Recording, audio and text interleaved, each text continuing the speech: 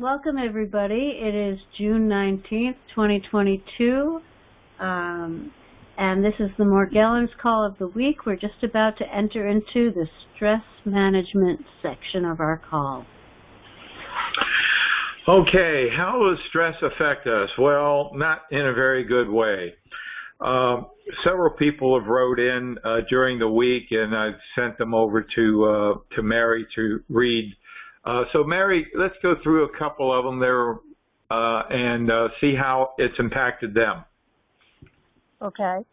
The first one says, would you tell me what is the white lint that I see sometimes and think is the bugs?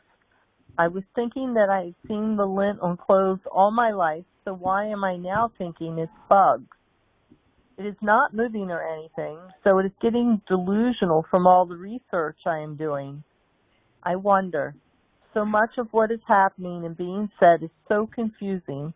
So what is real is hard to know. Why can't I see something moving other than little white balls or whatever they are? How can I get your free book along with the King Diet? Family is beginning to think that there is something funny going on with my mind. Thank you, Nancy. Wow. I mean, look at where we are, and who can you talk to this about? Who can you talk other than me, and Robin and our coaches? Who in the heck can you ask this question to? It's confusing. What are these white things? You know, we talked about that in the last segment. In fact, that was interesting. It was a question that we had in the last segment about these white balls. So yeah, we can say that most likely these collection of white or lint-like substances, collection of Morgellons filaments of very fine nature that have collected together and accumulated to their little own city. And they're probably, even though they look dead, they can be reinfectious. We discussed just to finish that question a little earlier on, but look at the confusion. Were you confused like that, Robin, in the beginning? What was going on? Yeah, I was. And how did that affect your psyche, your daily activity? I mean, did you think that, well, you're being attacked by aliens and you didn't know whether you're going to wake up the next day, or what kind of impact? No, I didn't think it was aliens, but I was very discouraged.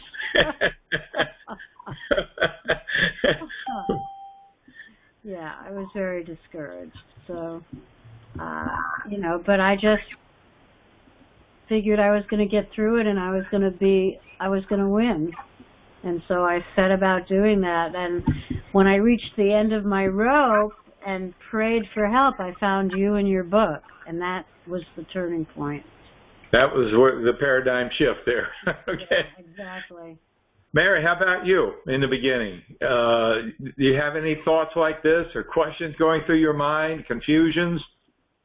Oh, yeah. You know, I started to wonder if I was getting paranoid because there were so many things happening. Luckily, I found you really early, and it's just stopped all that. But in the beginning, I was just lost, and I too wondered if I was just finally losing my sanity after all these years. Yeah, it was terrible. But since I found you in your book, things have gotten so much better, and it really is, like Anna always likes to say, it's the journey. You know, it's not an event. It's not going to happen all at once. It's building success upon success until you win. Right. It's a battle you never signed up for. I've been dealing with this for probably like 10 years. I haven't even read your book. I just kind of stumbled upon the conference call just by happenstance. But I've been dealing with it for probably 10 plus years. You know, like all the I don't know, all that comes with it. And I was wondering, what do you think about it being like something that resides on the entire skin? And does anybody else get infections when they get cut or scraped at work? or does that become like a sore?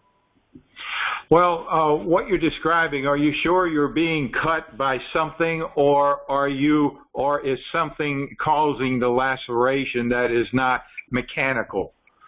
Because sometimes these organisms can produce like a lesion almost instantly that opens up cut. I've had that experience waking up. You know, I'd have like a big gash on my hand and think, you know, what was I drunk? Was I drinking? What happened?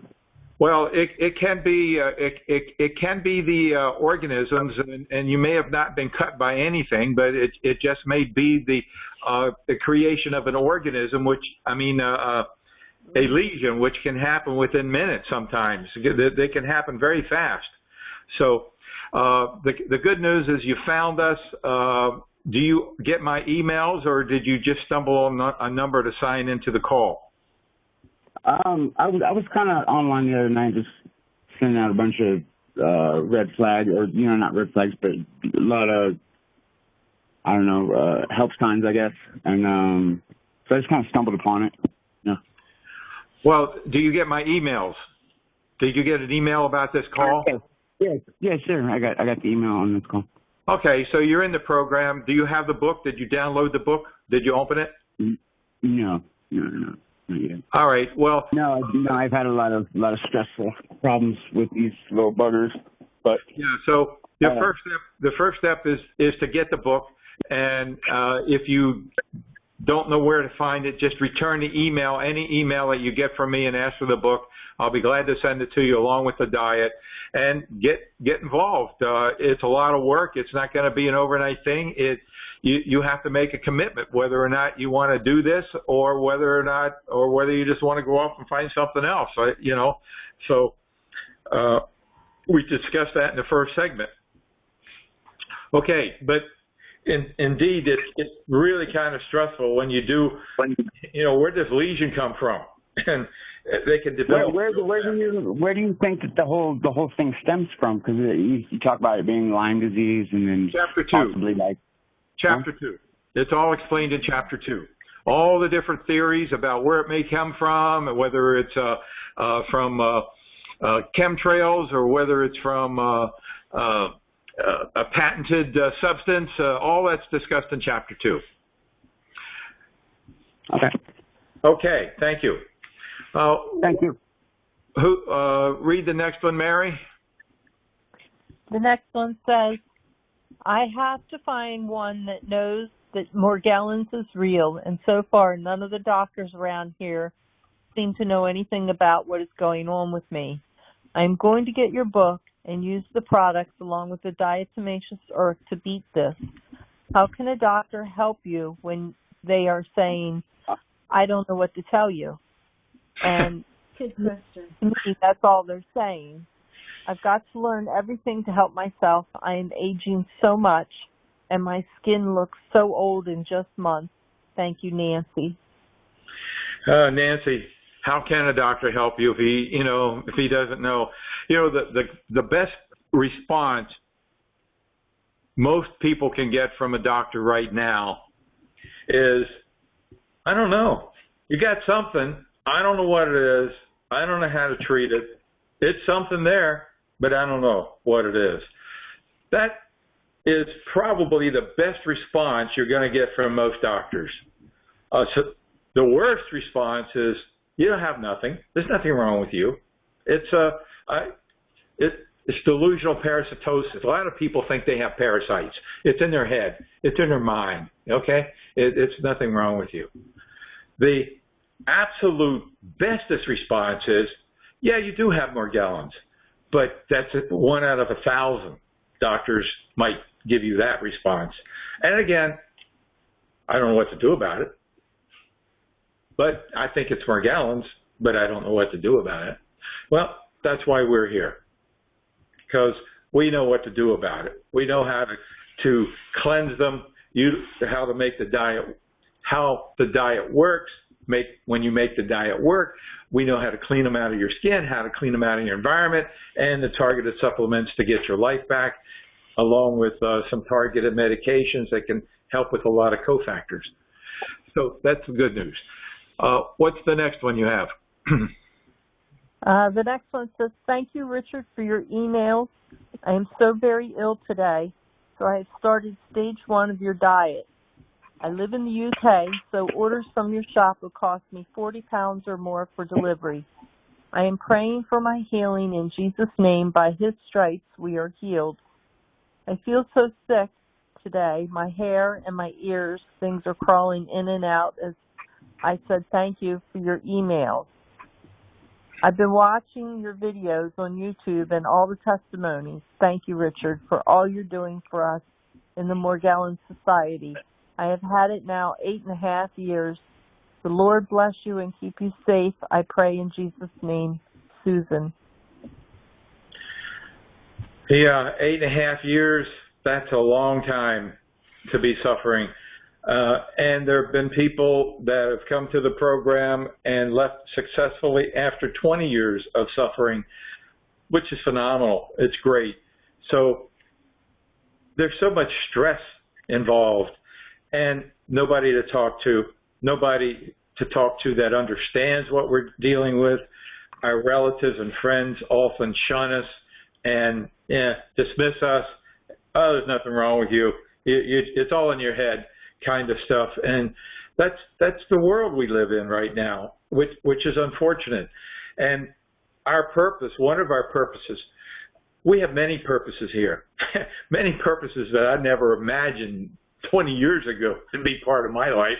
I had no idea, but one of my purposes would be to be a guide, in a sense, to people that have gone down the path that I did, because I went through it all. I had the Columbella springtail infestation. I had mites infestation. I had skin fungus infestation. I had Morgellons infestation. I had Lyme disease that almost destroyed my life and killed me. I've had hot tub rash. That was one of the easier ones to deal with. I've had it all. And I'm happy to be here because there was nobody to talk to, nobody to listen to, nobody to offer encouragement. And what little information I found on the internet was confusing and only a glimpse. You know, anybody who claimed to have gotten their lives back was impossible to reach or talk to or to clarify. You know, so we're here to help. A place where you can bring the energies of depression and anxiety and confusion that we all go through and convert that to a call to action and inspiration, listening to others who are in the journey or through the journey that can testify to the fact that it works. It works. Okay, so we look at different methods of managing stress, from deep breathing. Oh, that's one of them right there. Nice deep breath. Always good to remember to do. And nobody around to remind you to do it. That's another thing to do with your Post-its. We talked about using Post-its earlier.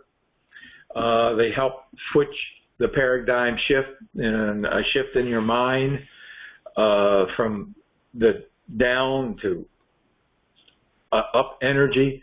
So you can put deep breath reminders. Just write deep breath on a Post-it, stick it on a wall, stick it on a refrigerator, stick it on your rear view mirror whenever you glance at it. Do one deep breath, and if you can, do another deep breath. Find some music that you like. We're fortunate to have Robin, who's a professional musician, subscribe to her YouTube channel. And go to her YouTube channel. If you like her singing, go to it. Whenever you feel a little stressed, go to her channel, listen to some of her works. And she's going to bless us today with one of her songs. So go to it, Robin. What have we got? What are you singing for us today? Well, when you said lullaby, this is a Bill Steen song. He's an amazing songwriter, and it's kind of a kid's song. It's called All God's Critters, and it's just a fun song, and I think we forget that we're all God's critters. So, anyway, okay. It's a happy, inclusive kind of a tune. Not something I usually play, but all God's critters got a place in the choir. Some sing low, some sing higher, some sing out loud on the telephone wire. Others clap their hands or paws or anything they got. Now listen to the bass, it's the one on the bottom where the bullfrog croaks. The hippopotamus moans and groans with a big to-do. The old cow just goes moo. The dog and the cat, they pick up the middle while the honeybee hums. The cricket fiddles and the donkey brays, the pony neighs, the old coyote howls.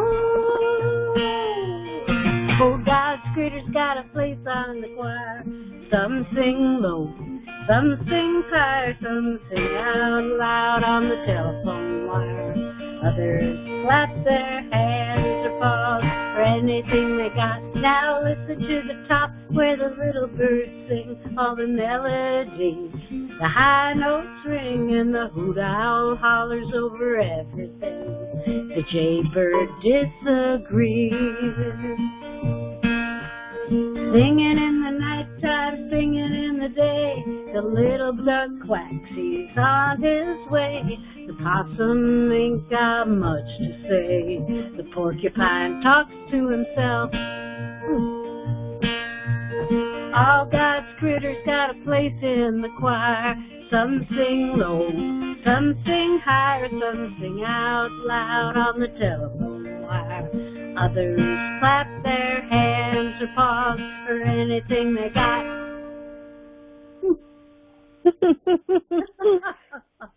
Great. Was that line, the porcupine talks to himself? Yeah, I love that line. That's my favorite line of that song.